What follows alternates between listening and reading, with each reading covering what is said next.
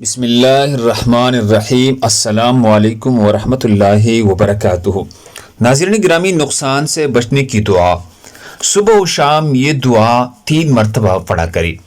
بسم اللہ الذی لا یضر مع اسمہ شیء فی الارض ولا فی السماء وهو السمیع العلیم۔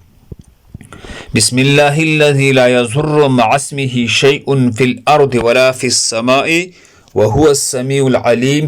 صبح شام یہ دعا 3 مرتبہ پڑھا کرو۔ اس کا ترجمہ یہ ہے، اللہ کے نام کے ساتھ محنت صبح کی، جس کے نام کے برکت سے کوئی چیز نقصان نہیں پہنچاتی زمین میں اور نہ آسمان میں، اور وہی خوب سننے والا اور بڑا جاننے والا ہے۔ اس دعا کی فضیلت یہ ہے، حدیث مبارکہ میں آیا ہے، رسول اللہ صلی اللہ علیہ وسلم نے ارشاد فرمایا، جو شخص صبح و شام 3 مرتبہ یہ دعا پڑھ لیا کرے، اسے کوئی چیز اللہ عز و جل کے فضل و کرم سے نقصان نہیں پہنچا سکتی۔